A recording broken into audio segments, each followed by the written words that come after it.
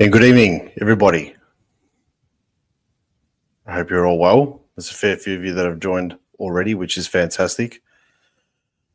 Welcome to another episode of the Fan Forum here on the Black and White United YouTube channel. I am your host, Andreas. Everybody's joining in straight away, which is fantastic. Thank you for coming across this evening. It's been a massive week in the world of AFL and in particularly the Collingwood Football Club. That much, in fact, I haven't even made notes because there's just so much to talk about. There's other news as well, which is happening in the world of AFL in regards to player movement, and I want to get a lot of opinions on everyone's thoughts and stuff like that on that, which I will talk about shortly. But first of all, we've had a pretty crappy month of football, let's be honest, and it's the feeling of positivity sort of comes back, here and there. You lose and then all of a sudden the week passes, the dust settles, and then you get ready to go again. One thing that I want to do tonight is I want to share the screen and do a ladder predictor of who I think is obviously going to win in the last 2 weeks and where Collingwood sits in all that, and we can do some variations and everything like that, and we can sort of see what happens if we win both games, if we lose both games, we go 1-1 either way. But there's been some results over the weekend that obviously went our way, and some that didn't, but almost did, which is a bit weird. But the biggest one obviously would be the Sydney and Brisbane result, with Sydney getting up, which they should have got up a bit more comfortably, let's be honest. And if there was a little bit more time on the clock there, then we'd be sitting tonight in a total different position than what we are now. But the fact is that top four is still a realistic chance, even if we do drop the game against Adelaide. But we'll move on and we'll touch base with everyone, see what everyone's thinking. I have dropped the link in the chat for the live, which if you want to jump on, feel free to jump on now, and we'll get straight to some people and see how they're feeling about things and just a general chat. It's a fan forum tonight. It's fan cams. It's brought to you by New Homes Victoria and the Hopper Bros Barbecue. For all your tips and tricks, make sure you give them a follow on Instagram. So I do want to start off by making an announcement, and there's a fair few of you guys on now, which is fantastic. So I was going to do it on the next episode of the Sharon Stand, but I'm going to do it now. The announcement that I've got to make is it's actually for next season for the show. So Dan, myself, and Hatters are going to give player votes next season, and it's going to be like basically a 5, 4, 3, 2, 1, and we'll do it every week. Even though the show's on every week, we'll still message it amongst ourselves and give a give a total for best players and stuff like that during next season. And basically what's going to happen is we're going to award a player at Collingwood basically like the Black and White United channel MVP award. But as you all know, over the past month, or about a month ago, I lost one of my really close mates, Daniel Nardella, and the club was actually fortunate enough to and kind enough to donate the Premiership Cup on the day of his funeral, which was amazing, as a lot of you guys already know. So what we are going to do is we are going to name the trophy the Daniel Nardella MVP Award, and I'll obviously get a trophy and stuff like that, get it engraved and everything. And then at the end of the home and away season next year, wherever Collingwood finishes, doesn't matter, I'll somehow work my way to award that trophy to one of the Collingwood players, whoever wins it. And I have permission from his family, obviously, and from his wife that is okay to do. So I'm really looking forward to that. So that's something that we can look forward to next season.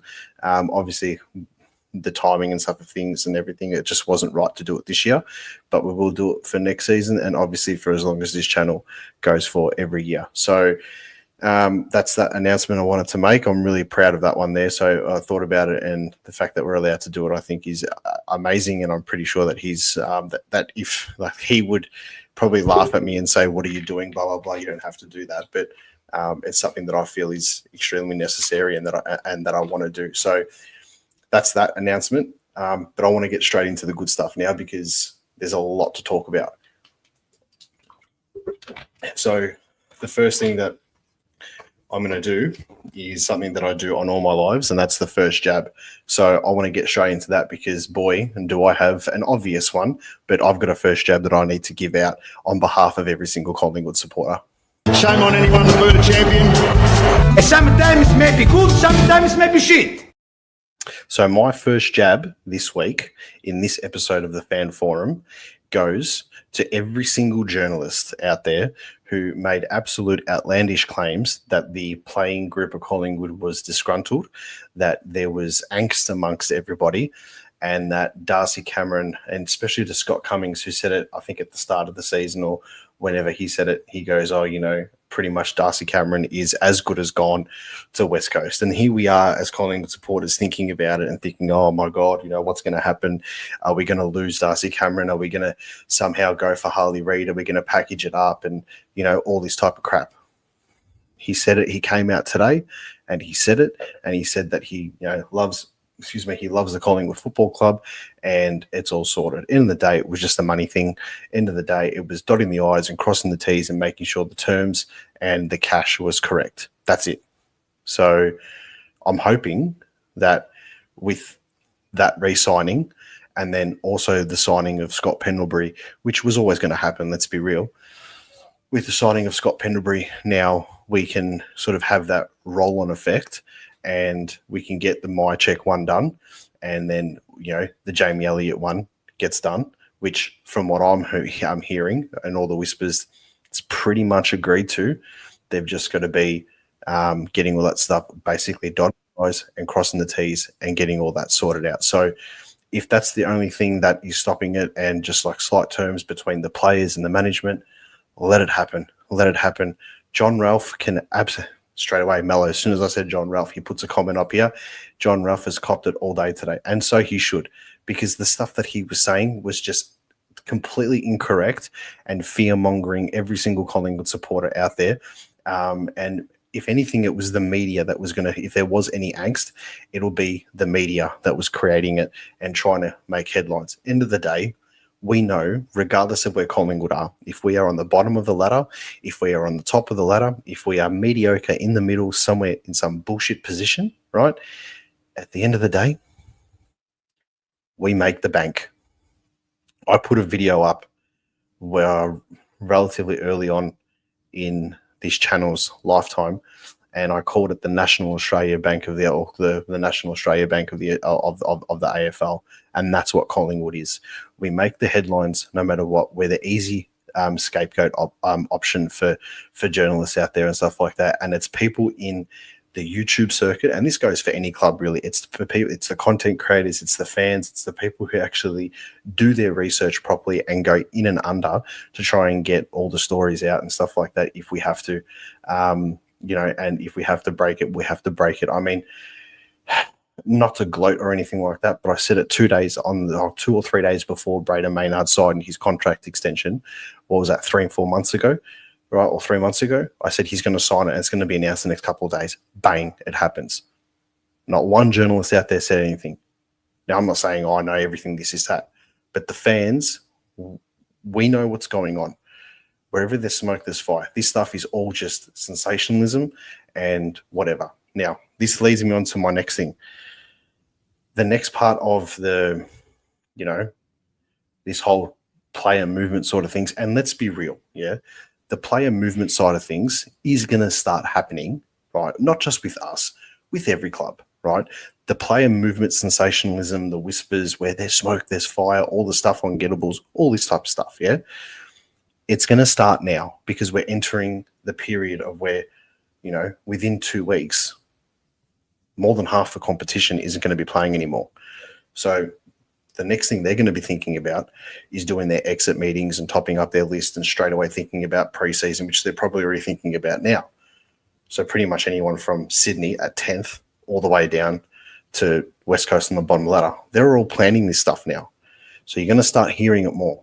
But regardless of where all these teams are, we are still going to be front running in the news, whether it be Jack Silvani, whether it now be Bo McCreary apparently could be being offered a deal to go to Gold Coast, right? Whether it being Bobby Hill turning around saying, no, I'm staying at Collingwood no matter what, right? apparently he's going to Carlton. Apparently he's off to Fremantle after he said no. So you're going to hear this no matter what. And unfortunately, that's just the position that we're in because we are the biggest club in the land and we create all the headlines. So that's pretty much my first jab. I know it was a bit of a long one, but to all the Collingwood supporters out there, just stick fat with it. At the end of the day, are we going to lose players? I'm not sure. We probably might lose someone like a Tom Mitchell. And speaking of which, before I get to the comments, on the Kimbo and Rich show, which is on the run home on SEN in South Australia, they came out and said, I think it was them, or there was somebody else who said it, or it was one of the two. They came out and said today that obviously there's a potential that Tom Mitchell is gaining interest from North Melbourne and Richmond and Melbourne, I think. So maybe we could lose a player like that, but I don't think it's going to be a player that we're going to have to trade or anything for. I think it's more a delisted player. I wouldn't be surprised now that Darcy Cameron's re-signed, which is a fantastic thing, that someone like a Mason Cox won't be offered that 1-year deal with the other two, Steen and Smith, that have been re-signed also. So there's that component to it as well. But we'll get also into the ins and outs for this week shortly. The link is in the chat. If you haven't already seen it, please jump on. I've already got Sean in the background. I'll get him on in a second. Also, thank you so much to Ben Zero, who's gifted a membership as well. Guys, if you haven't already, send a super chat, buy a membership to the channel. There's heaps of stuff that's coming out. Also, the video that I did, and this is just me being a bit like whatever, but I thought I'd share it on the channel anyway. The video that I did, the review against Hawthorn, it got some pretty positive feedback. It was pretty open, raw. It was an open, raw sort of review of the game. And of course, the game that we lose and we get smacked, I've got the most views ever on my videos, like over 3,500 views on a video. So thank you to everyone who watched it. I appreciate it. Hopefully I can get that many subscribers too. So anyway, let's get to some comments now. Digsby's come out and said, Saidi, Billy and Checkers, Saidi, Checkers and Jamie, 35 to 33 next year, but my Check and Jamie absolutely deserve 2 years and still can get one, 100%. Sean's said the truth maker, Johnny Boy for John Ralph, 100%. Bozza said John Ralph was trending today. Players are disgruntled. Fuck me, pretty much. Aussie Drongo says whenever we are doing well, the media always try and derail us with bullshit stories. That's just part and parcel. We are the AFL's bank, says ES Australia, but when we want to have a say, we get shit from other clubs. Example, opting out of opening round. That's, mate, if I could highlight that comment and have it on my live and not listen to any other comments all the time, that's 110%. Like, that's just absolute facts. Sean's also come out and said 100%, we are the news, we are the AFL, and without us, at least two teams wouldn't exist without our money. And I know one of them will probably pretty much be the Western Bulldogs. So if you haven't listened to, I think there was a Eddie and Jimmy episode where Eddie McGuire came out and said that. And no, this is not lemonade, just so you know, it's mineral water. It's just a bigger bottle. I have to get rid of it because the missus was like drinking. It's been in the fridge for ages. All right, let's get to some of our viewers. Sean, give us a thumbs up to see if you're ready, mate. Oh, yeah, he's ready. Here we go. Hey, what's going on? What's happening, mate? How are you? Yeah, doing all right yourself? Yeah, not too bad, brother. Tell me, what have you got? What's your opinions?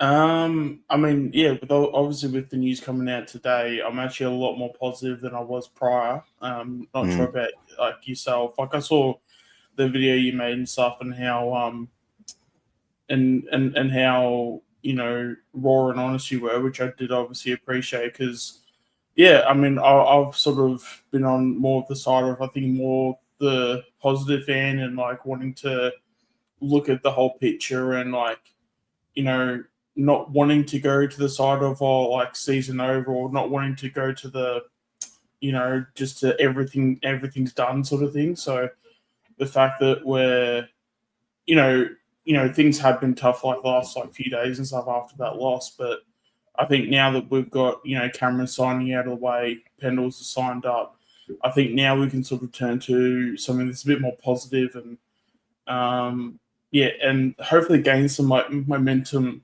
if we can call these signings like, a form of like momentum going into the Adelaide game.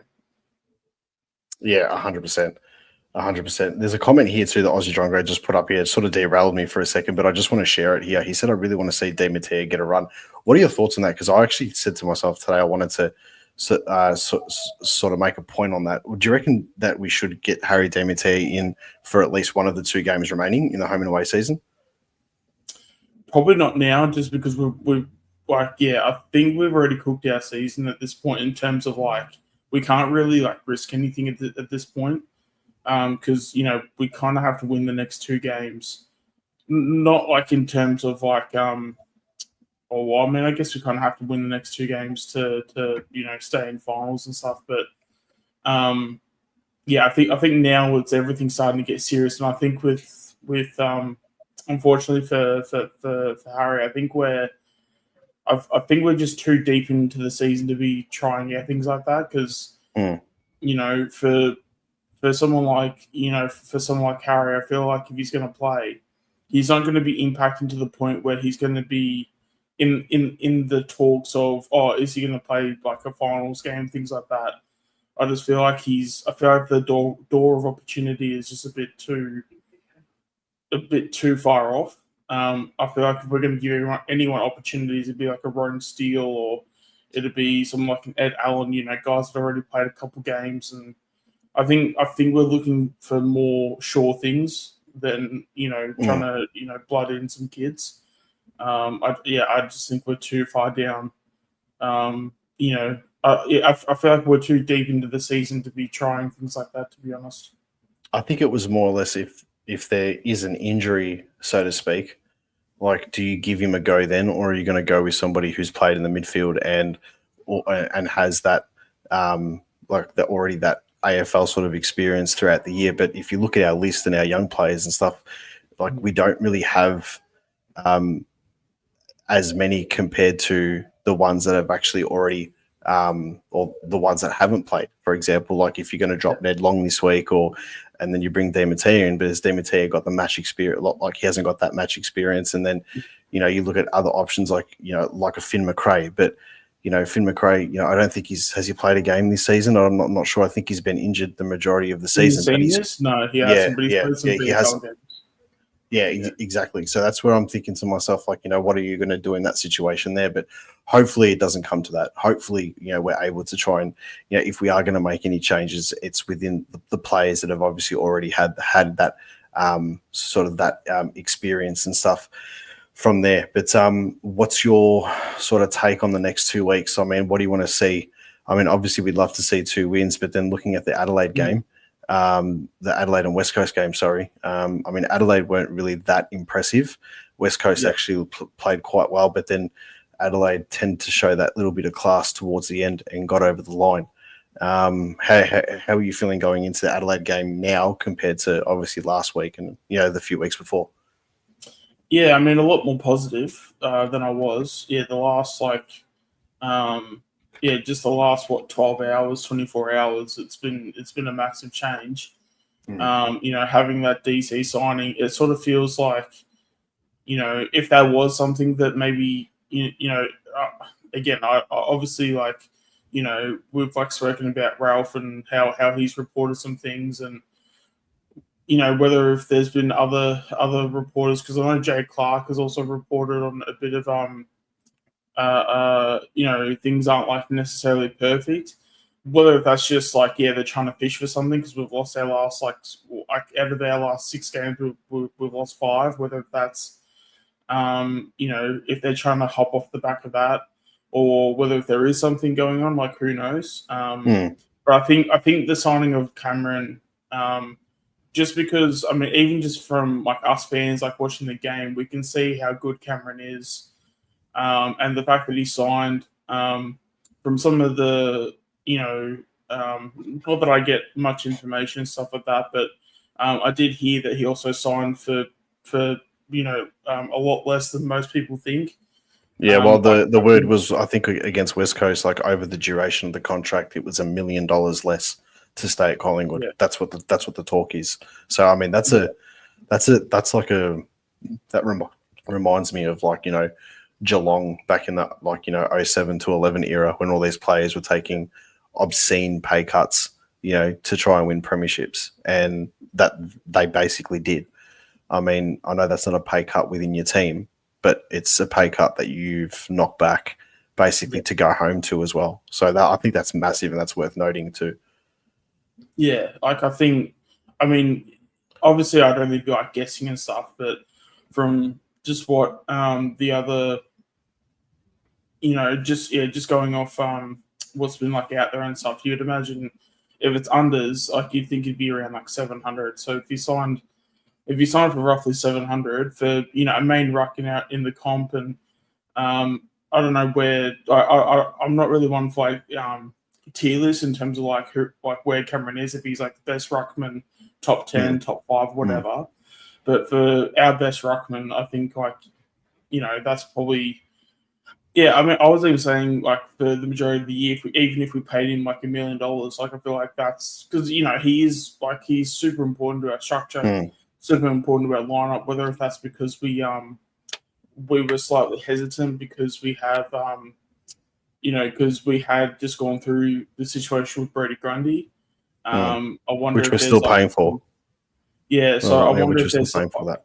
Yeah, so I wonder if there's some trauma that we've like developed over time with that as a club sort of thing. So you know, the hesitancy to sort of sign a ruckman to a big deal, like, you know, a contract as big as like $1 million would be something that we probably would be hesitant to do. Sorry, but yeah, I'd imagine it'd be around 700, and yeah, God, if we did that, and sorry, if that's the actual number, then yeah, we've done pretty well to sign him for that, because. And even if you know it's 700 for the first year, whatever it is, and they either front loaded or back loaded the deal to fit it under the salary cap per season or whatever, I mean, you're still getting the money over the duration of the contract. So the fact that we're able to get him and we're able to lock him in and stuff like that is, I just think it's a bonus, and it puts so much speculation to bed and everything, and it means that the club's like obviously focused on, you know, what's going on in the four walls as opposed to all the nonsense and all the bullshit that's been spoken about outside.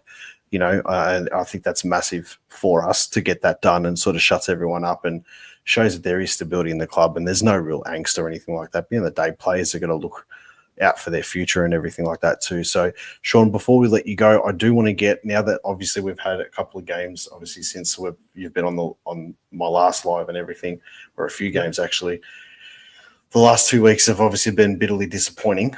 What's your thoughts on the backline, like, and in particular the recruiting of, or the potential recruit of Jack Silvani coming into our backline if we are to get him, and I believe we are the front runner for it. The first question is, I'll put to you: do you think he's the right person to go into our backline? And two, what's the issue that we've currently got with the crop at the moment in the back? Okay, so is Silvani a good fit?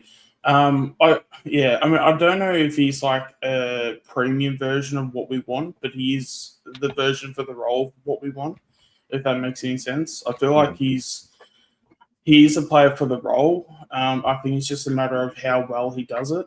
I think it's been pretty obvious, because I know a lot of people have been, you know, saying that we sort of need another Howe, because Howe's you know, potentially close to retirement, whether if it's this year, next year, or whichever time it is.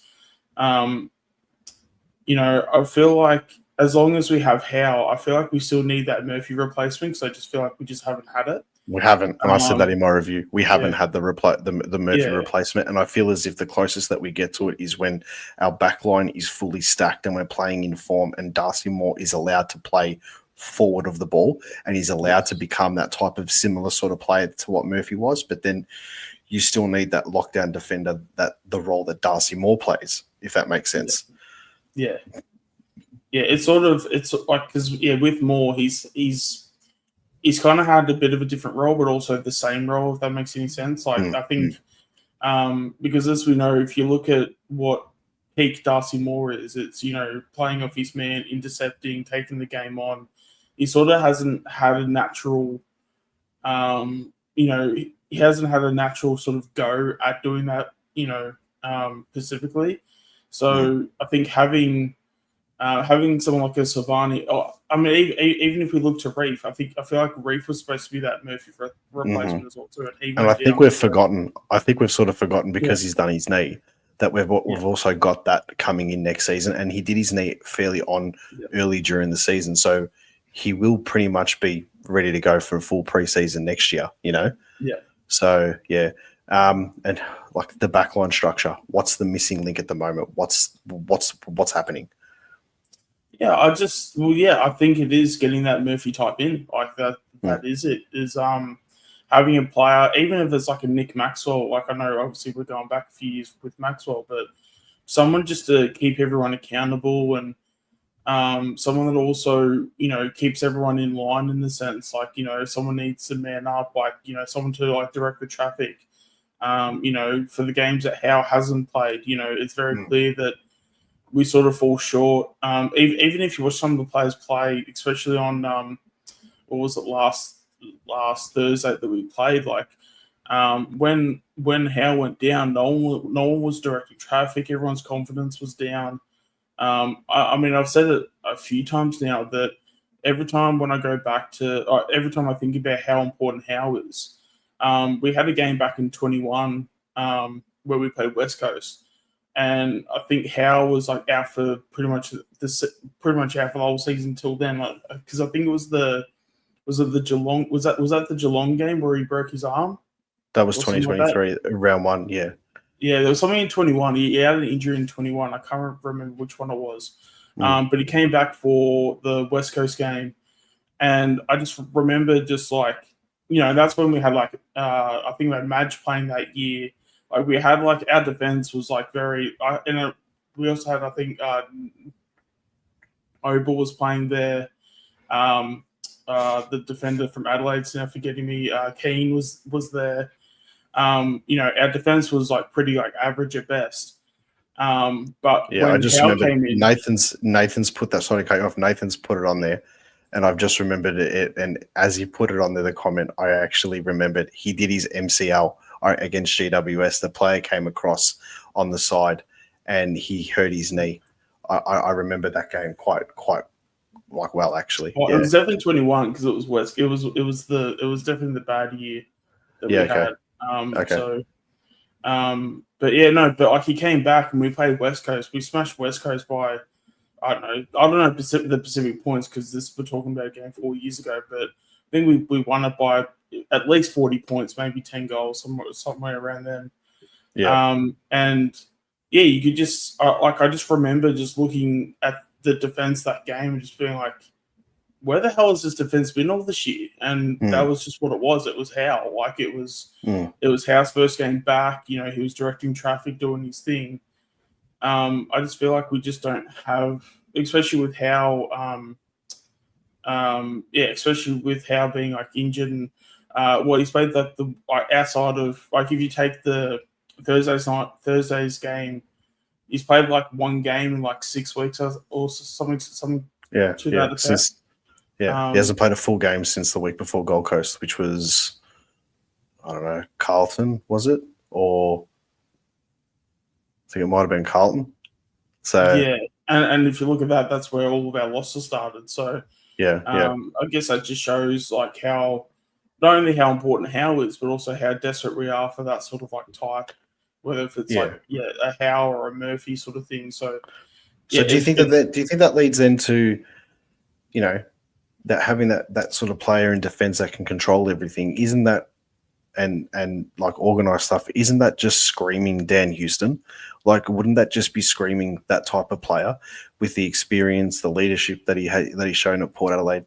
Like, I feel as if we're just not playing him on the right halfback flank, or if the fact that Josh is on the other one too, he's playing the role that Houston needs to play and Josh needs to go in the middle so we can have that. But the thing is, that probably should have been done at the start of the season so we could see that, Now I feel like we're potentially playing him on the wrong side or out of position, and his role is so different that even if we turn around now and said, all right, this is what you're doing. Josh is going in the middle. You're playing your Port Adelaide role. It's a bit late in the season to be doing that. He's got to get used to then going back to that. Does that make sense? I feel like we probably missed the opportunity there where next season we have that full, like, blank canvas to do whatever. But, I just feel like he's that player that you're talking about, and we could have utilised him in a better way this season. Yeah, well, it was like in, what was it, in 22? It could have been maybe 23 even. No, I think it was 22 because it was Nick Dacos' first year. I just remember Fly just going out of his way in like press conferences and just saying, or just saying to the media that, like, hey, if Nick is around, like, obviously in reference to the players, that he was telling the players, hey, if you see Nick or if Nick runs past, give him the ball because he's our best kick. So, like, I don't understand how that theory hasn't gone over to Houston, given like how good of a kick he's been over at Port. Because that half-back role, like he's like, if you were to get a premium player of half-back or, like if you were to get the best in the business in that sort of area, like that guy's it. So, that's probably been the one thing that's probably confused me in the sense of why, especially when you go out and you pay, a first and a second roughly, for a guy like Houston, then it's like, and to be fair, I don't think he's had that bad of a year. I don't think he has either, but we're just comparing, and the football public, Collingwood supporters know, like, he's been important for us, but he hasn't been the player that he was at Port Adelaide, whereas football supporters outside of the Collingwood supporter, section, they obviously look at it and be like, well, he's not the same person. Like, he's not the same player. He's had a crap season, blah, blah. But he's actually been, the games that he's played, he's actually been really important for us, apart from the injury. And I think the suspension against Carlton at the start of the season, he was starting to find that good form, and then bang, he's out for 2 weeks. And it's like, oh, here we go again, sort of thing. Yeah. Sean, I'm just going to put it to you quickly before we move on. We've got 2 games to go, Adelaide and Melbourne. Just straight rapid fire. Do we win against Adelaide? Do we win against Melbourne? What happens? Okay, well, obviously Adelaide's going to be the most difficult one. I say we do win, but we'll just win in a close one.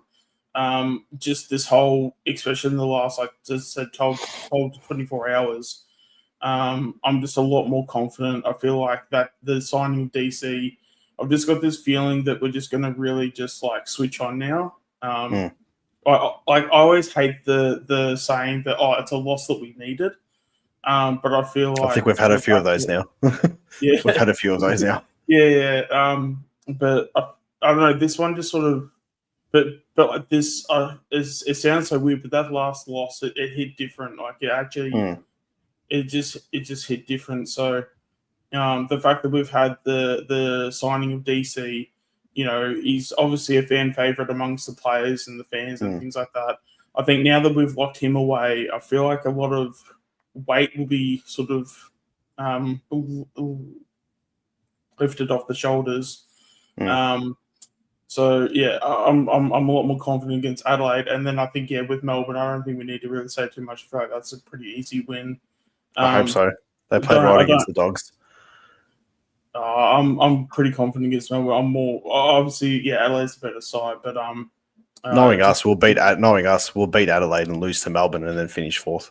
Like it's the other way around, what people think. So, Sean, thank you so much. Thank you so much for coming on, man. I really appreciate your time tonight, man. Thank you so much. All good. All right. Nice. Thanks, brother. Cheers. All right. We will just quickly jump to a couple of, because I've got a few people waiting. I haven't forgotten you, but that was awesome. I love it when Sean comes on. It's just detailed, just spits facts. It's the best. Aussie Drongo has said, he goes, is it definite that Bobby is back this week? We would think so. How long can gastro last? I mean, how long have you got the shits for? Usually that sort of stomach bugs usually last like 24 to 48 hours. So if he isn't back this week, that's when I'll start thinking that maybe it wasn't sickness. But I'm pretty sure that for him to come back and play a half of football against Brisbane and be effective when he played, there's no way known that they would obviously keep him out this week if he was perfect, ready to go. And if he doesn't play, then maybe there is something else.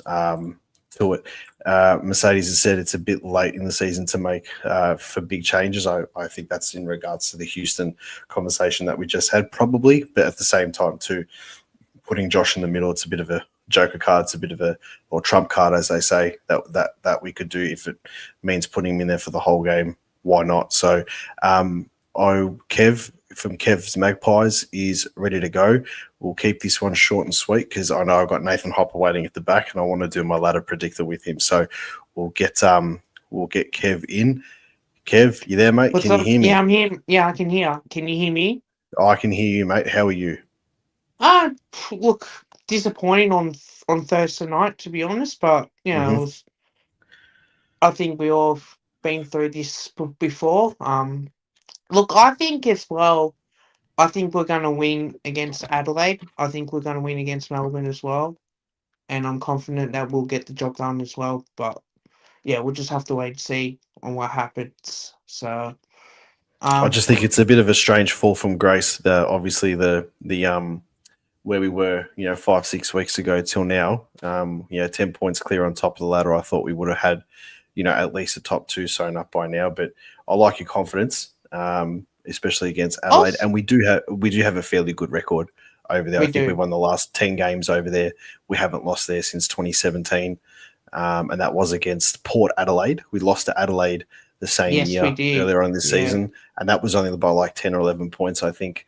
And then we lost to Port Adelaide in 2017. That actually cost us a final spot. After that, we couldn't make finals after that loss, and then ever since then, we've beaten everybody at the Adelaide Oval. And funnily enough, since 2017 or since 2018 when we went on that record, we've actually only played Port Adelaide once at there, and that was in 2023. We've played them down here once every year, and then we've played Adelaide both times or once over at the other games obviously being Gather Round. So, which I think is quite interesting. Kev, what are your predictions for? Obviously, you reckon that we're going to beat Adelaide. What about Melbourne? How did you think they played against the Bulldogs? Do you reckon that we're a chance to still get over the Ds? I think Kev's frozen there. Kev's frozen there. He must have an Android. So we'll get Kev off. He's blocked off there. So sorry about that, guys. Bit of technical glitch on Kev's end. I think that's because he's from Pakenham, Endeavour Hills way, and they might have dial-up down that way. And we'll get Nathan Hopper straight in because this is the one that I've been looking forward to. Nath, how are you, mate? Can you hear me? Good, mate. How are you? Thanks for having me back. Not too bad. Just want to say also, Nathan is from the Hopper Bros Barbecue. For all your tips and tricks, make sure you give them a follow on Instagram. He's a fantastic sponsor and supporter of the show, so I do appreciate everything that you do for us, mate. And you also jumped on the RDO show, one of the other shows I need to give a bit of a pump up, and I forgot to give a pump up to before, but every couple of weeks, guys, I've got another show coming up, happening on the channel. It's called the RDO show. Every time I have an RDO off work, I'm jumping on, but this one's a bit different. It's a radio style show where you call up or you press the link for StreamYard and you basically just get in, and it's sort of like more of a radio morning show setup, and it's at 8:30 in the morning. So you can get all your Collingwood, and it's not just Collingwood, it's AFL stuff. So I'm going to rival SEN, I reckon, on this one here, but you're fantastic on the show, mate. And what have you got for me tonight? Yeah, no, hopefully a good ladder predictor. Yeah. I've got it sitting here waiting. Yeah, so do I actually. I thought I'd do it with you. Just so yeah. All right. I'll just drop the StreamYard link into, so when we're done, if anybody else does want to jump on, and if you're a non-Collingwood supporter watching, which I know there are some already, you feel free to jump on as well. So, all right, I'll share the screen and we'll do it together. And if you've got any of you guys have got comments in the chat too on what you think over the next 2 games, but we're going to go over all the games, not just our games. And there's one game in particular happening this week, and it's not the Collingwood Adelaide game. There's another game that I do want to talk to you about, because this game can pretty much shape the final 8 and the top 4 moving on. So I'll share this share screen here, and this is the first time I'm actually doing this, but can you see that screen I've got on here? Yep. Awesome. All right. So let's do this. And the viewers just popped up too, so everyone's getting excited. All right, so we've got round 23 here this Friday. We've got Essendon and St Kilda. I think it's safe to say St Kilda win that one. Yep. All right. This is a massive one. Not the one that I was talking about, but it's still massive. Fremantle and Brisbane in Fremantle. Who have you got? I reckon Freo. They'll get up for 5. Yeah, I think so too. Fremantle going to start coming out now. Yeah. I've got Freo in that one. Now, this is the game. This is the game that I think every Collingwood supporter is going to be watching more than not. So let me just get back to this. Sorry, just got another click here. Gold Coast Suns and GWS at Gold Coast.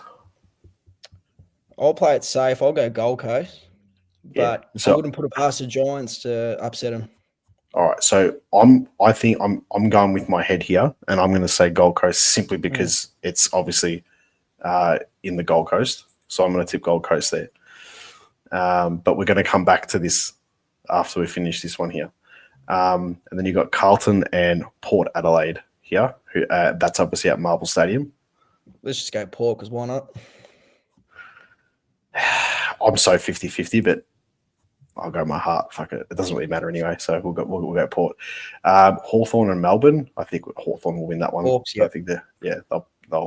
Although I didn't mind the way Melbourne played, I was saying to Kev before, I didn't mind the way that Melbourne played against the Dogs. So can't take a coach though. Yeah, I know. I'm glad we're not playing them this week. Like we didn't have them now, sort of thing. Yep.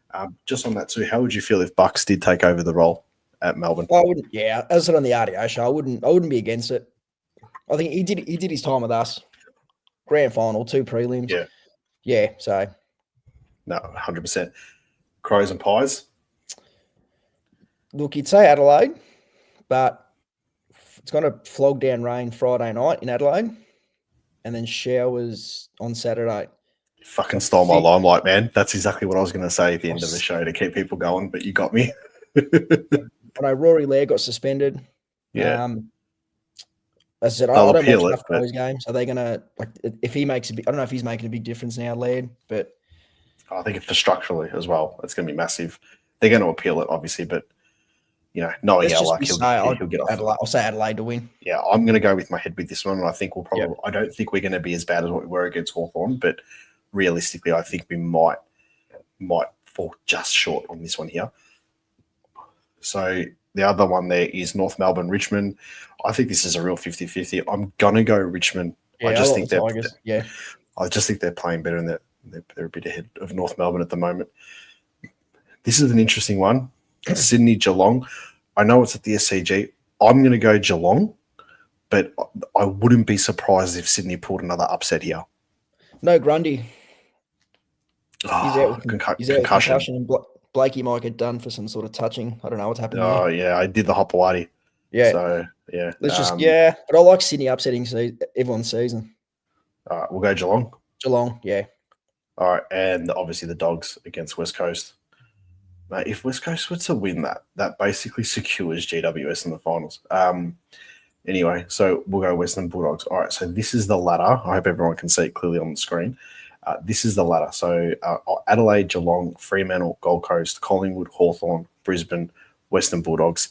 That's pretty much if we lose to Adelaide. Okay, so we'll go to the next round. And this is where it all gets really interesting. So Essendon and Carlton, the game that Channel 7 said, no, we're not going to televise. I'm going to tip Carlton for this one. Yep. Collingwood, Melbourne, I think we'll get them. Yeah, so I'm going to tip. I think we'll get that one. And then Port Adelaide, Gold Coast in Adelaide. Probably still Gold Coast. I think so too. But their games, these next 2 games, they've got GWS and Port aren't pushovers. The last game they've got against Essendon, maybe. But yeah, this game, I think the GWS game's harder, but yeah, anyway, so that puts them back up to 3rd. And then North Melbourne, Adelaide, you'll have Adelaide. And then Richmond, Geelong, you say Geelong, I think that's fair to say. West Coast, Sydney. I'd pretty much say Sydney. This is an interesting one. This is massive. The last game of the season. St Kilda have got nothing to lose. Potentially could be Wanganeen Miller's last game. So you think he'd fire, but then at the same time, to Gold Coast to have any chance of making it, they must win this game, because if they don't, then the Bulldogs Fremantle game that starts right after it basically means nothing for the Western Bulldogs. So, and the thing is too, you got to think when this next game starts, the Bulldogs Fremantle game starts, they're going to have a fair idea of what the scores are between GWS and St Kilda as well. So, who are you going for in that game? I'll still go Giants. Yeah, I'll go Giants. And if that game was at Marvel, I'd be very 50-50, but I think Giants at home. Because Buckley might be back then anyway for the Giants. Uh-huh. Bulldogs Freo at Marvel. That's massive. That's a big one. Because it's Marvel, I'd say the Dogs. Because let's just say the Giants win, the Dogs are becoming hard. Mm-hmm. All right, so let's say the Dogs win that one. Their Freo also secured for finals as well, so they're not really going to go overboard. That puts the Dogs into 6th. Fremantle go 5th. And then potentially the biggest game of the round to date for that one is Brisbane Hawthorn. Now, it's at the Gabba. If Brisbane do win, Brisbane will finish 6th. If Hawthorn win, Brisbane miss the finals. I'm going to go Brisbane simply because it's at home. I know they played crap on the weekend, but I'm going to go it's at home and they've got more riding on it, where Hawthorn have already qualified for the finals. Yep. I'm going to go for Brisbane. You reckon that's a fair one? Yeah, I agree. Yeah, Brizzy. And then this one here, Gold Coast will slap Essendon. Yep. All right. If they didn't slap Essendon, though, they'd still finish 3rd. So at the same time, too, Gold Coast can really take the piss. You know what I mean? Yeah. All right. So that'll leave us with the final ladder like this: Adelaide, Geelong, Gold Coast, Collingwood, Fremantle, Brisbane, Western Bulldogs, Hawthorn, with GWS missing the finals. Are you comfortable with that? This is us going with our head too, yeah? This is what we think is the most realistic one. All right. I think that Bulldogs-Giant spot comes down to the game at Marvel. Freo on Bulldogs. I think so too. All right, so let's go to the finals and where that leaves the finals race there. And let's just try and make this as unbiased as possible.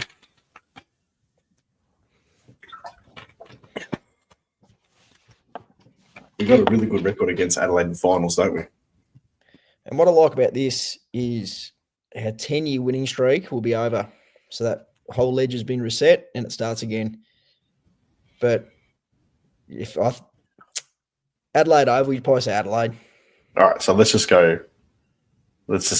be a bit pessimistic in the sense of thing, and we'll go. Not that I'm saying we're no good. But we'll just based on our current form and what we saw on the weekend. Yeah. All right. Fremantle Hawthorn, that'll be at Optus Stadium. So if it did finish like this, that Adelaide Collingwood game would be the first game, and that'll be most likely on a Friday night. Yep. And then on the Saturday afternoon, you'll have Fremantle and Hawthorn play at probably 2:30 at Optus Stadium, or 3:30 because they're a bit behind. I would say at home, based on current form, Fremantle will probably get up on that one. Yeah, you reckon? Yeah, agree. All right. Yep. All right, so Fremantle will get up on that one.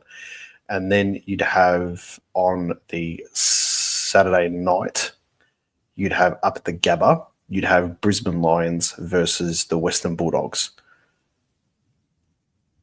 I'd say Brizzy. I would say Dogs. I reckon the Dogs forward line's going to be.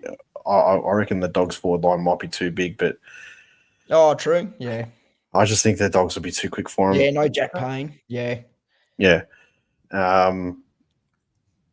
So, and because it's a narrower ground too, I think that'll suit the Bulldogs in the middle with their midfield. So I'm going to go the Dogs for that one there. And then let's say this one here, Geelong and Gold Coast. I mean, there's talk. GMHBA or the G? This is the talk. I don't really think it matters where it's going to play. I think Geelong win this game, right? But with that being said, if it's at GMHB, if it's in Geelong instead of being at the Alphabet Stadium, I do think that it probably suits Gold Coast a little bit more if it's actually at that ground opposed to the MCG. Yeah.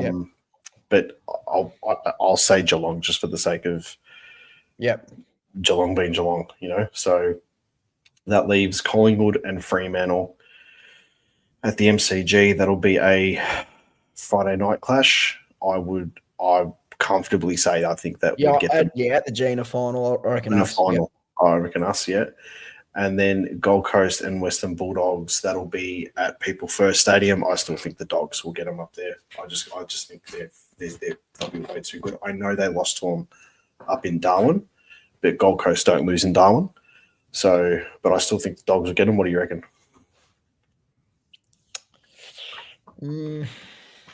Yeah, probably the Dog. Yeah, the Dog with the back. Yeah, with Gold Coast back line. Either way, regardless if this game was to happen, I don't think either of them are beating Adelaide in Adelaide. Nah. So let's just, for the sake of the exercise, we think the Dogs. So we'll go the Dogs. But even if it was Gold Coast, I don't think either of them are going to go up to Adelaide and win. So we'll just say the Dogs anyway. So you've got two preliminary finals here that are absolutely epic. You've got the 97-98 vintage throwback preliminary finals, the Tony Liberatore preliminary finals, where he was picked up after he missed it and they thought that he scored a goal. I'm going back now. I think Adelaide win that at home. Yep. And then for the millionth time in a million years, we'd face Geelong in a prelim final. That's one, as I said to you on Thursday night, that's one game I'm genuinely nervous for. Only because Jeremy Cameron loves us. Yeah. But I'm not saying, at the same time, I'm not saying we're going to lose. The thing is, though, right, and I'll put this to people in general, I don't think that we'd win that preliminary final. I think Geelong's forward line would carve us up, right? But I would still love to play Geelong in a qualifying final after they haven't been hardened up because they've had the easy run. Yeah, true. And then play them in a qualifying final. So if we would have finished third and they would have finished second, right? And then play them in a qualifying final, I think it might be a different story because we'd be more – we played finals teams. You would think we'd be a bit more match hardened compared to them there. But they're playing the Suns, and then they'll get a week off. So I still don't think the week off is an advantage anymore.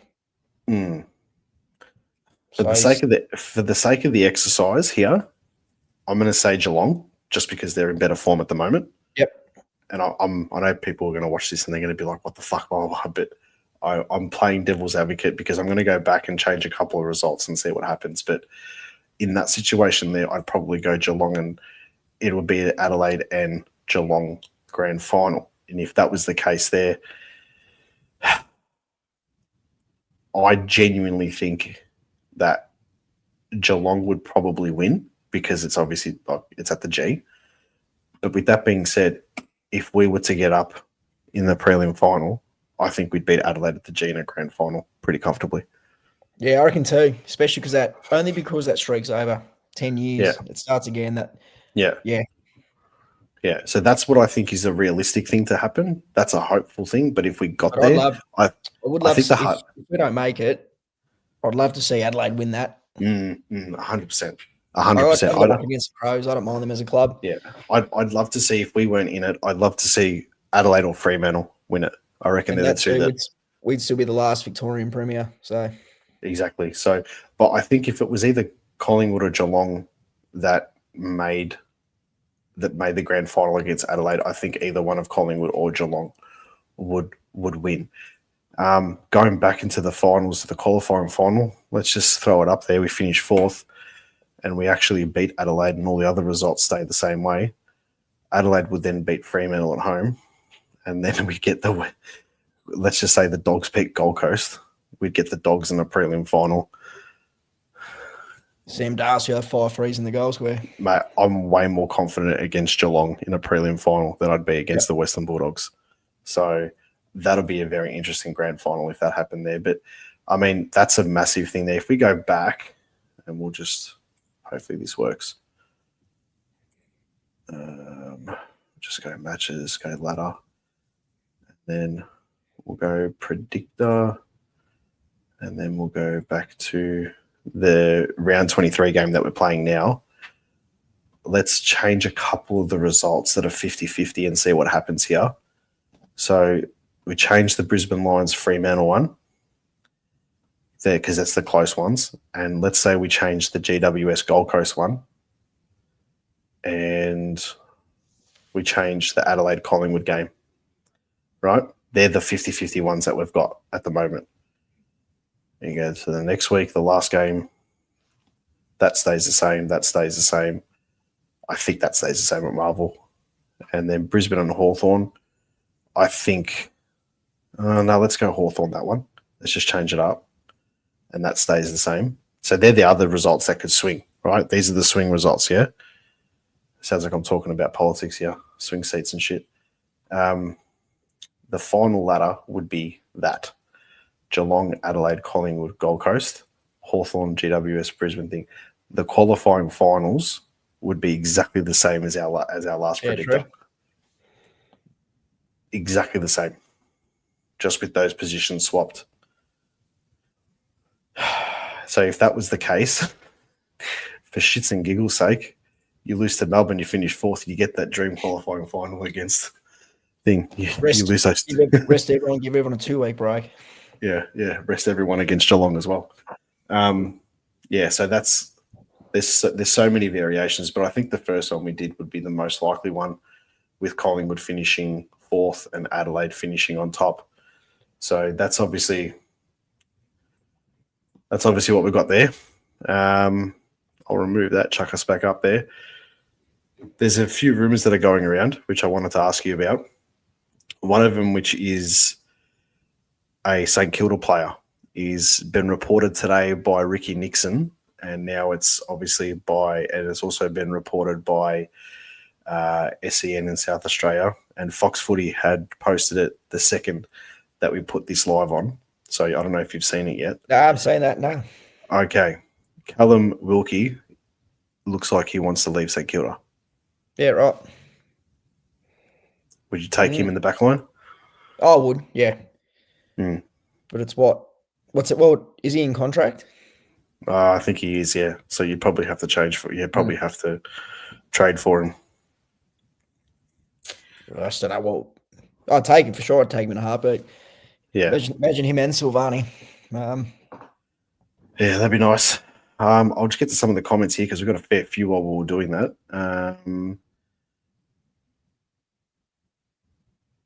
Well, Sean reckons that Geelong would Sydney will beat Geelong. He reckons, honestly, I reckon the Swans will get the job done, and I wouldn't be surprised if Cameron and Stewart rested this week. Oof. That's a big one. Here we go. This is about Bucks. I feel for Bucks. I would love to see him win a granny one day, just not against us. I mean, that's just like storyline written that he play if they think that's against us. You know, Melbourne come back from being dead, and all of a sudden Collingwood just scrape it in, and then all of a sudden he has a grand final against us. So this is what happened to Blakey. Blakey got the old-fashioned prostate exam from the Brisbane player. Apparently, no case to answer. Wow. Okay, but then a couple of years ago in the change rooms, the Richmond players were grabbing each other's asses. Right. Yeah. Michael Gary reckons go back to round 23 and this time pick the Pies over the Crows and see where we end up. That way, keep all the tips the same. Well, that pretty much, if I was to do that, then the only difference would be Collingwood would finish third and Adelaide would finish second. No, Geelong would finish second, and then we get the qualifying final against Geelong if that was to happen. Sean has said that we need to see the next few weeks to see if we can beat Geelong, but that is the team we probably fear the most. I don't know, and I said this to you on Thursday when I saw you. I genuinely don't fear Geelong as much as I fear a team like the Western Bulldogs. I think the Dogs are just their forward line, and they're the good midfield they've got, but their forward line is just too potent against us. If you had just a tall in Sam Darcy, I think you'd be able to stop him. But the fact that Norton's playing the football that he's playing at the moment, I think it's just too dynamic. It's just too much. Yeah. What do you think about that? Like, you got two forwards, and Norton, at the start of the season last year, he was nowhere to be seen after signing his big contract, and the back half of this year, he's basically if Norton wasn't in the same forward line as Sam Darcy, you would put Norton in the same category as the season that Jeremy Cameron's having. But because the limelight is so much on Sean Darcy, how are you supposed to stop the two of them, you know? Yeah. I think every Collingwood supporter just feels the same. Jeremy Cameron always tears us up. I think that's all it is. All right. So what are your thoughts about Adelaide? Tell me, what do you think? What do you think's going to happen? I don't know if all this contract thing was the issue for the last sort of few weeks. It can't. I don't think it can be. Like sometimes it is just simple. Could just be a contract issue. The players have signed. Everyone's happy again. But like that was shocking how we played against Hawthorn. Yeah, and maybe it was if Darcy Moore come out in ABC and said that he was rattled. He felt sick. Flyers press conference said the staff were rattled on the bench. So maybe it was. That was just that one incident. Yeah, rocked the team. So, and like from where I was sitting, you said that you saw the contest, and I'm like, oh, he might just be winded. And it was like 10 seconds. You didn't see one leg move, and I thought, oh no, he's out. No. Yeah. Like I was sitting obviously in the AFL members. Yep. So it was actually, if you flip the ground around, I would have been sitting directly where he was on the other side, but it was obviously on the other side of the stadium. So you obviously saw the hit and you saw them both go down. And I just couldn't believe like there was just no movement. And you know, when you get hit and you get knocked out, and I've been knocked out before playing footy, and I know the feeling, and I can remember the feeling of the initial impact and when your hands go up and they start doing that type of memory, that the muscle memory. When I saw that and then I saw the hands drop, I was like, shit. Like this bloke like needs to be turned on his side if he hasn't got any neck injury, like he could swallow his tongue, or, you know, you have all these things sort of running through your head. But it's just our luck that Newcomb passed his concussion test. Yeah, you true. know, I was just like, you know, and then he came back on and he fucking and they killed were it. Cheering. You know? I thought, I said I was in the Ponsford, level 1 of the Ponsford, and you couldn't really see who was running on. I thought it might have been Bruce. And then he turned around. I saw number 3. I said, "Nah, Newcomb's back." Do you think he's got a case that he should have had a case to answer? I mean, the MRO threw it out. I mean, we've got to take our biased Collingwood sort of. I think it's just two blokes going at it, both heads hit. Just on that too, I do want to make one point, and I really want your opinion on this. So the Stewart incident for Geelong on Ollie Wines, right? He's gone up for the smother, and he's collected Ollie Wines as he's come down. Probably the only difference between his and Maynard's a couple of years ago was Maynard, when he came down, hit him with like his shoulder and his front of his chest, whereas Stewart had hit him sort of with his ass and his thigh. I just personally myself, my point basically is that there was literally no talk about he should be suspended, this, that. And it was, you know, a very similar outcome in the sense of another player got hit in the head. Obviously one was worse than the other. But did you notice how the entire football population of Australia said it was a football act? And that's what I thought. So when Maynard did it, it is though. It was a football act because it was a footy act. Yeah. But if they said if it ever happens again, there will be suspension. So it happened when Stewart did it. I felt for him. I said, "Well, it's a footy act. Has he got? I don't know. It's too. I think it's where Greg Swanee will come in. There's going to be better examples and explanations on how the MRO. I think that's the big word there, and that's just explanation. Yep. Like, give us an explanation, and it's not driven on outcome. And I spoke about this with Snapper on the RDO show after you jumped off, and you know, I spoke to him about the Stephen May from SEN. Yes, it's Snapper. Me and him go way back. I don't know how you manage that one. No, me and him go way back. Me and him, we've been mates for a long time. So he's just in the public spotlight a lot more than I am at the moment. But yeah, he was saying that, you know, May sort of was running to the ball. He had arms for the ball. It's not worthy of a suspension regardless, but obviously because of the outcome. And that's coming from a pretty vigorous Carlton supporter, who, if that happened against us, I'd be screaming up and down saying the guy's busted his nose, he's flat on the ground, he needs to be suspended. But then if you slow it down, you look at that incident in particular and you see the way the ball did bounce, and he was running for it, he obviously did have time. And this brings me back to the point with Jeremy Howe and John Newcomb, is that, and I'm trying my absolute hardest here to take my Collingwood bias out, but everyone knows that's pretty difficult for me to do.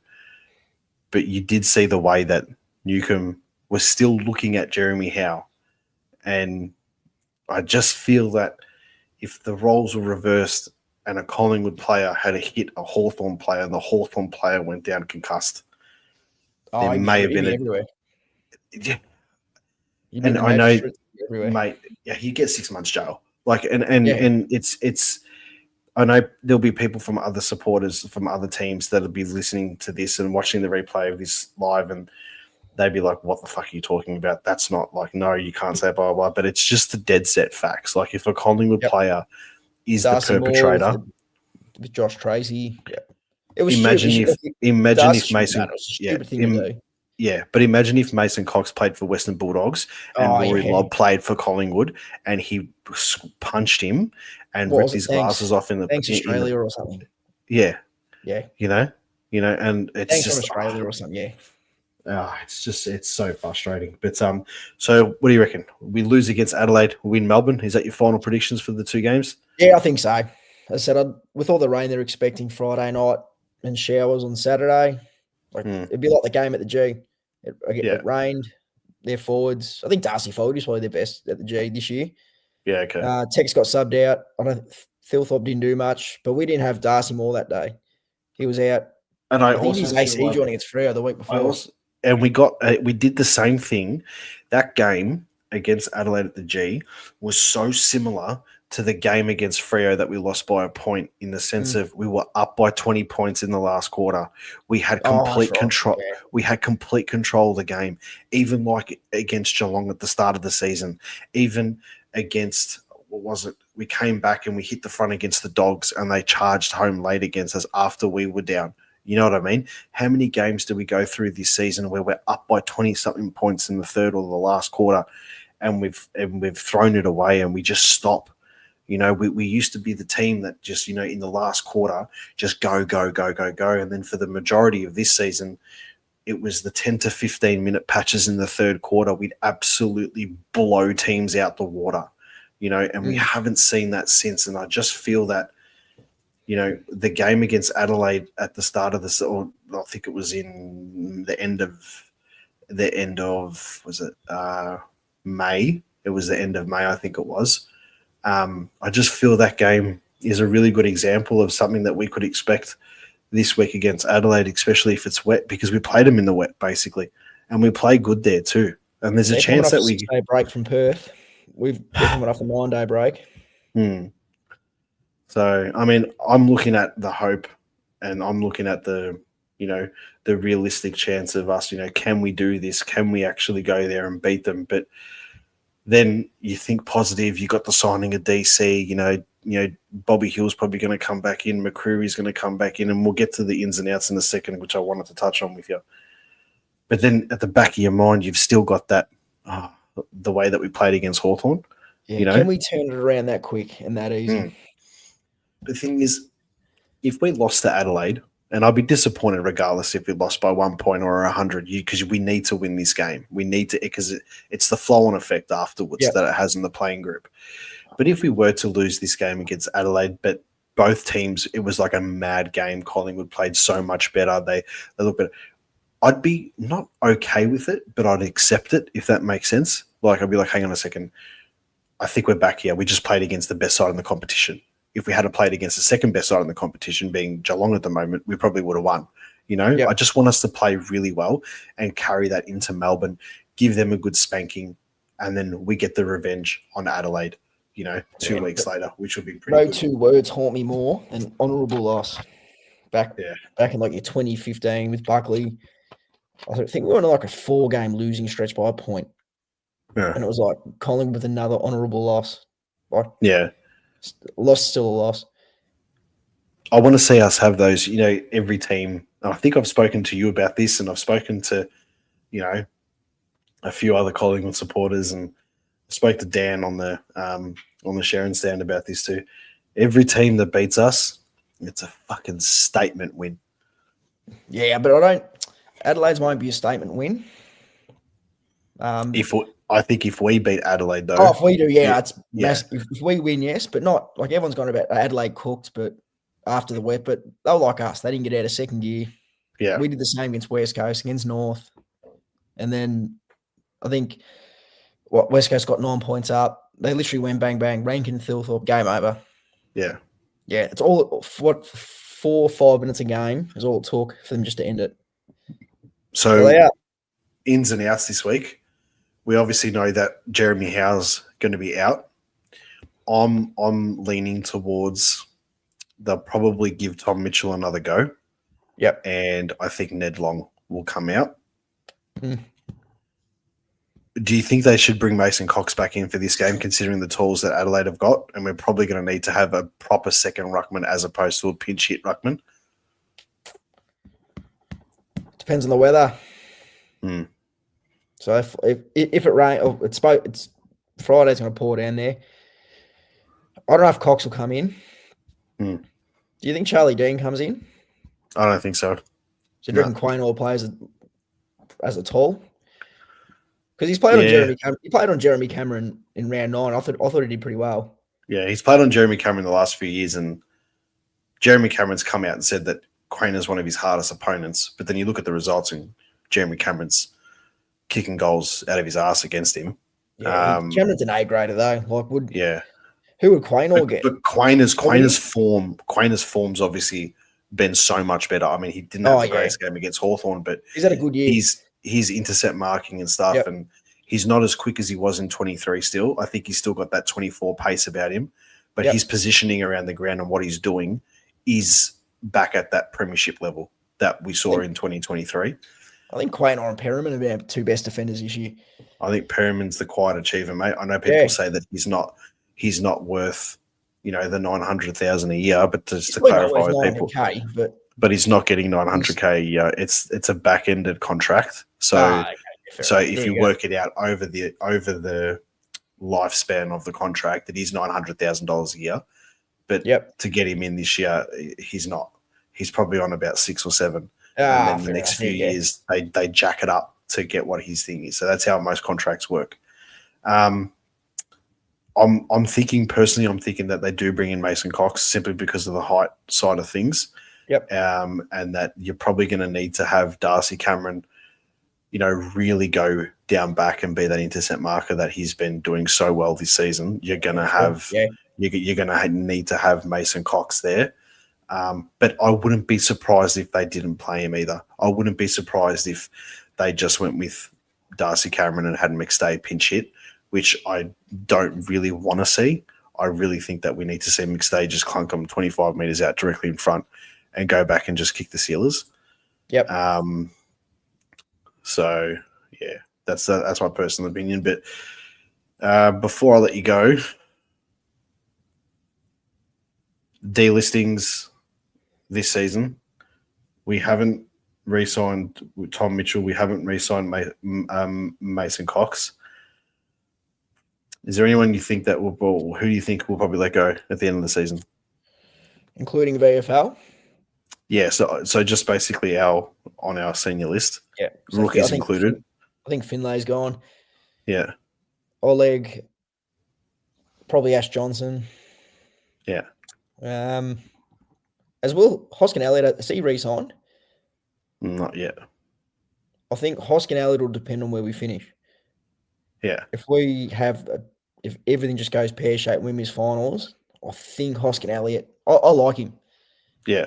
But I feel like he might be the unlucky one.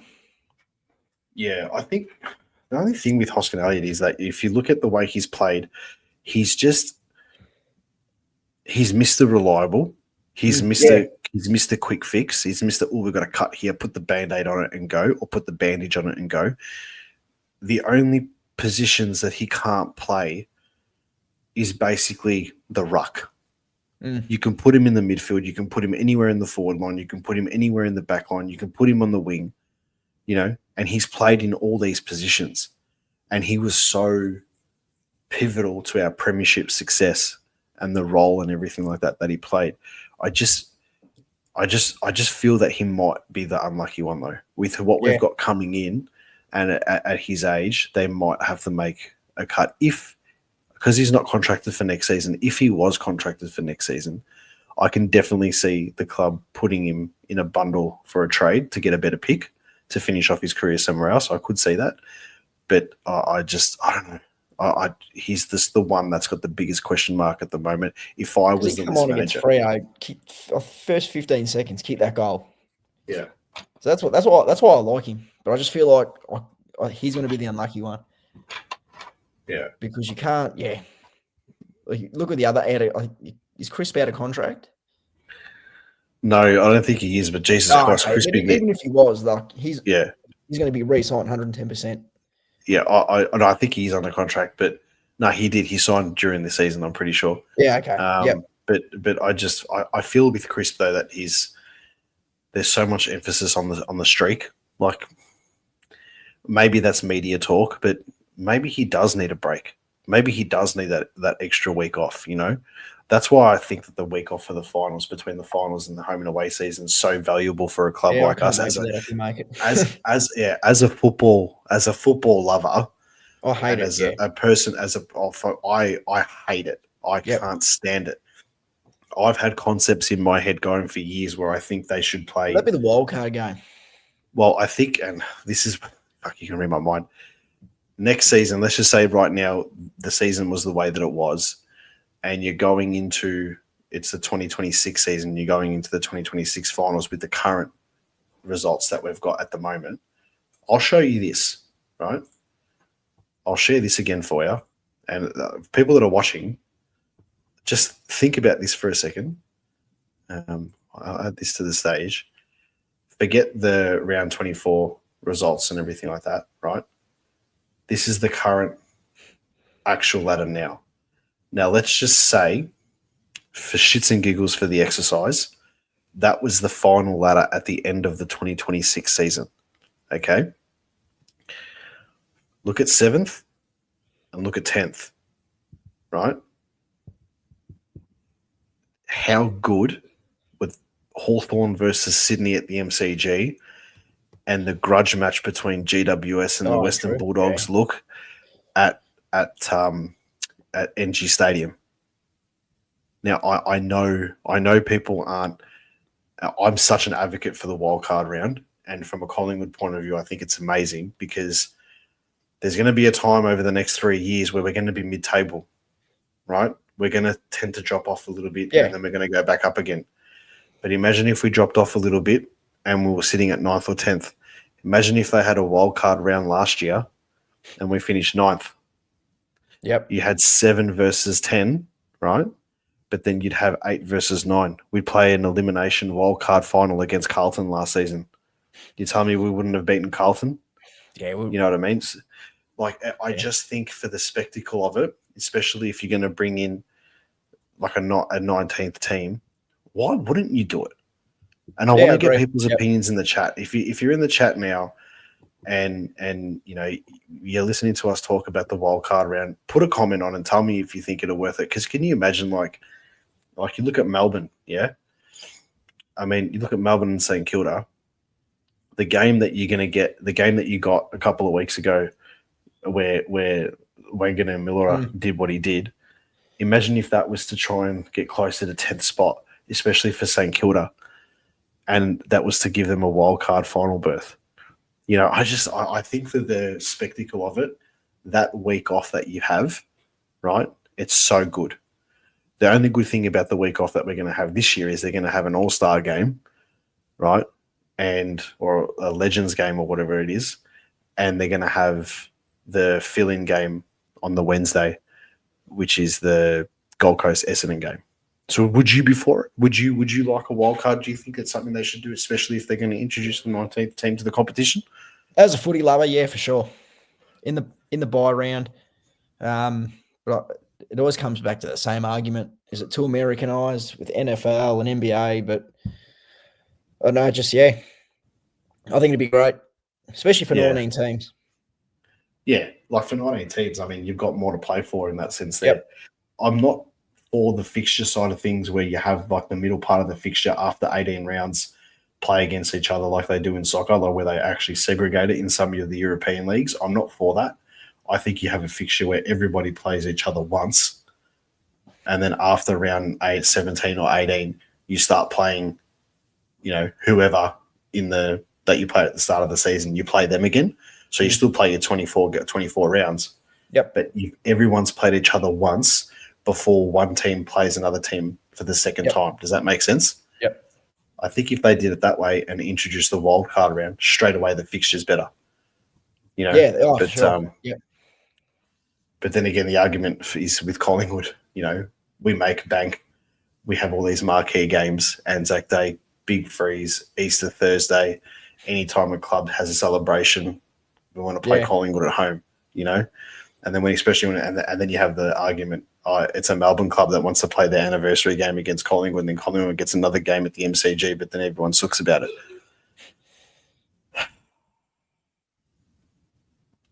So you reckon win against lose to Adelaide, win against Melbourne? Yeah, I think so. Yep. Yeah, I think so. I think that's the general consensus of everyone.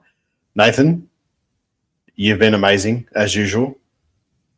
Can you give your Instagram page a plug for everyone who's listening? Because there's quite a few online at the moment, so now's your chance. Yeah, I don't want to take too much. This is your show, but on Instagram, Hopper Bros Barbecue. We're actually currently doing our just hit 2,000 followers, so we're doing a pretty cool giveaway. Nice. So jump on board, try your luck. Got to be in it to win it.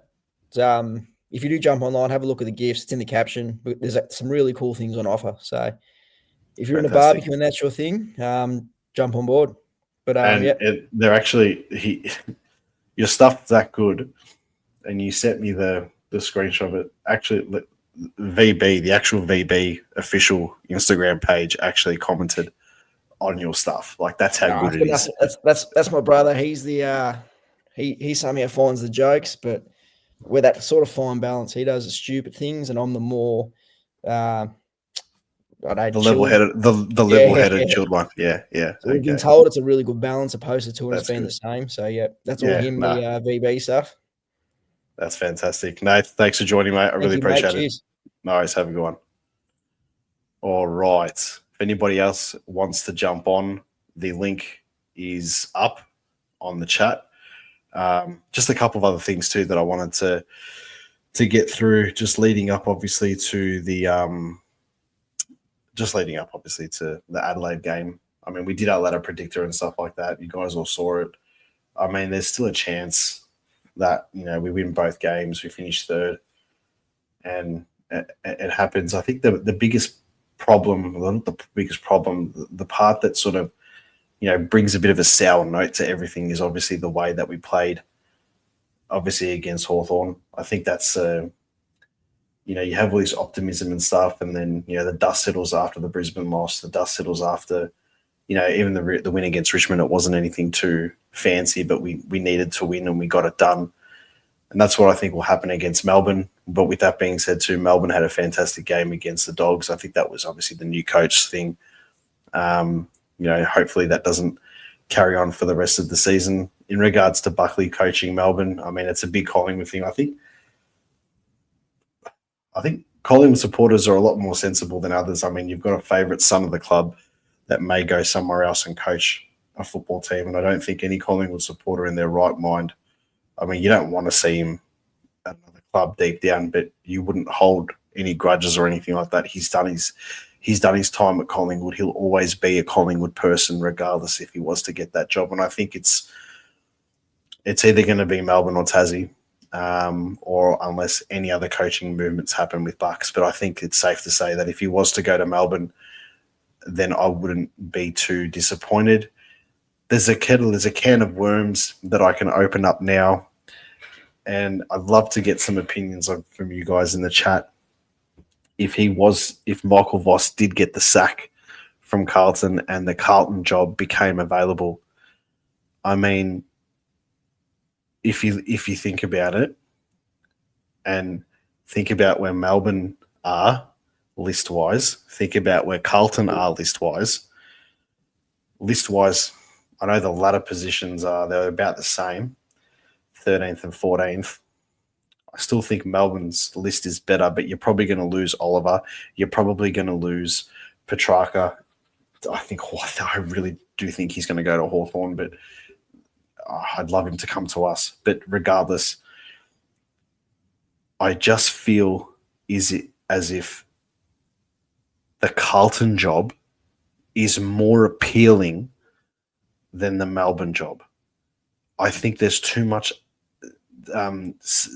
like instability at Melbourne in regards to their training facilities or where they train, their offices, having to go to Casey sometimes, whereas Carlton have, this, what I think unfortunately is probably the best kept traditional ground in Victoria, apart from obviously like the MCG and stuff. And Geelong I'm not including because they're so far away from everything. But like in Melbourne, it's the best kept traditional football ground where they played official matches on and stuff like that. And I hate to say it, but it is. And the facilities there are obviously second to none, right? Then Sean, yet again it's happened. Somebody's stolen my thing. This is the point that I was going to try and make now. Would Bucks coach the Blues if Wright was the one who sacked him, though? That's the next point that I was going to make. So would that happen? My answer is probably no, and that's the only reason why I don't think he would take the job. But if you looked at it from an outsider's point of view and you put that sort of aside, I do think that he would that he would have taken the Carlton job. And I know here RJ has just come out and said if he goes to Carlton, I'll never forgive him. I don't think he is because obviously they've re-signed Michael Voss, so it's interesting. But you're going to have the coach merry-go-round happening. Nathan's got a question. He said, forgot to ask you, though, on Macquarie to Gold Coast, they have nothing to offer as they need points for academy players. Hello, Ben King, plus some extra sweetness from Collingwood. So my theory on this is, and I did send this to a group chat that I'm in about 5 minutes before I jumped online. And my theory would be if Bo McCreary wanted to go to the Gold Coast and Gold Coast offered him a deal, so to speak, like this is your contract, whatever, obviously in that situation then they would have to come up with a trade for Bo McCreary. They don't really have much. Ben King is obviously contracted. He signed the contract extension. He's got 1 year left. So this time next year, Ben can go and do whatever he wants. Would you take, as Collingwood supporters, would you take Ben King for Bo McCreary, direct swap? We'll have a tall, strong forward for the next 10 years. And knowing that you're probably going to have McStain next to him, you'd have, well, really out of the Triple M's, McStay would probably be the only one that would play the most football with him because Myercheck will probably retire after a couple of years and Membry's only got a couple of years left too. So maybe they all play for a season, maybe two, if that, if he was to come now. Would you take Bo McCreary? Would you trade Bo McCreary for a Ben King? Maybe there's some sweetener swaps at the back. But you've also got to think with that, how would we replace the Bo McCreary role? In my mind, we've got a player who's missed out on the entire season, who's going under the radar so bad. And I think he's going to be a very good player for the Collingwood Football Club, and that's Harvey Harrison, who I think was more stiff than John Noble to miss out on the grand final. I think he was the one that probably should have got a game over a Ginnivan, so to speak. I'd love to get people's thoughts on that. I would do the trade, but I would have to make sure that we'd have a direct cover for someone like a Bo McCreary, because that's only if Bo wanted to go. If Bo said no, I don't want to go, then I wouldn't trade him. I wouldn't trade him. I'd keep him at the Pies. But I'd love to get some thoughts on that. Let's go back to the Buckley Carlton thing. Yeah, Sean says Bucks at Carlton would be great banter. I'd be for it. Still don't rate him as a coach, so Carlton and Melbourne can go for their life. I don't think Bucks would take the job at Carlton. He'd lose either way, whatever happened. Probably. No, only because I'd rather be patient and get King as a free agent. Yes. So that was my next point. If Bo didn't want to go, then we could technically get Ben King as a free agent. But if Gold Coast wanted Bo McCreary and Bo McCreary wanted to go to the Gold Coast, then there's obviously that opportunity there for a deal to happen. Michael Gary has said, can Pies and Suns do an agreement? Bo goes to Suns in 26 and 27. King comes to the Pies. So basically Suns get Bo and plays with King in 26 and 27. We get King and picks, etc.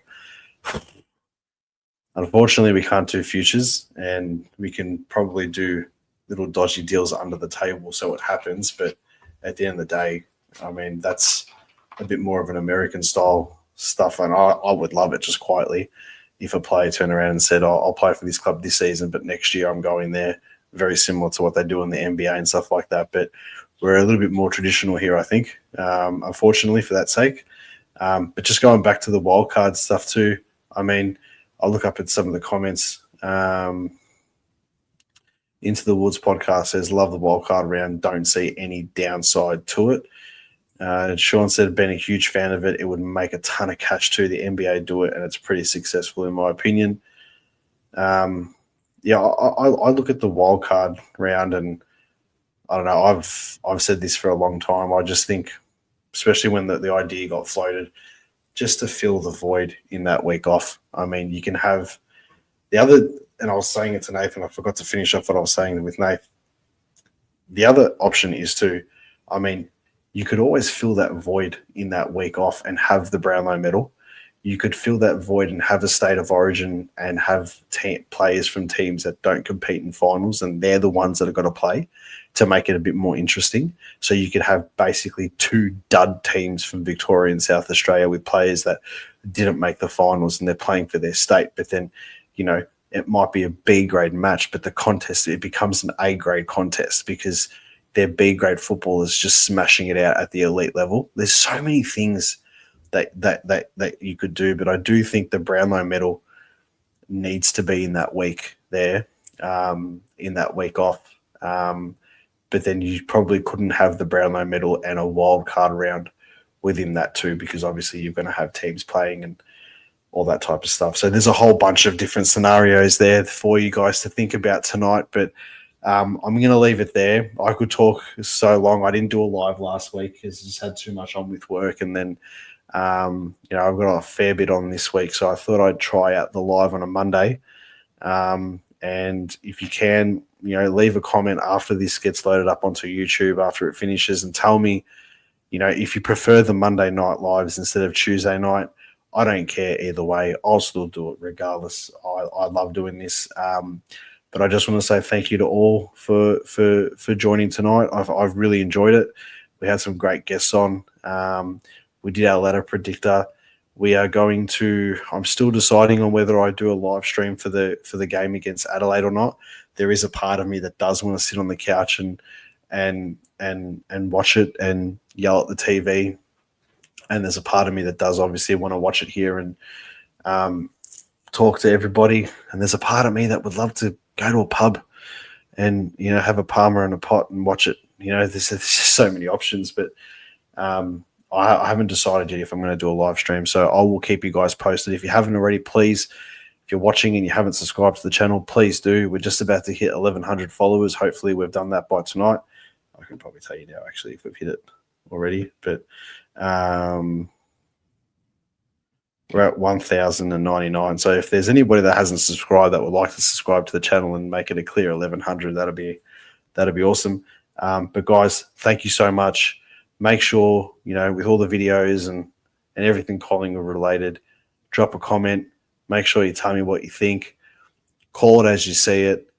And brought to you by New Homes Victoria and the Hopper Bros Barbecue for all your tips and tricks and everything barbecue. Make sure you give them a follow on Instagram. And yes, Bozza, you just reminded me, also on X or Twitter as well. All that's on the Instagram page and on the YouTube channel. All the stuff there, so give it a follow. I've been smashing John Ralph on Twitter, just so you guys know anyway too. It's been fantastic. Thank you so much. As always, go the Pies.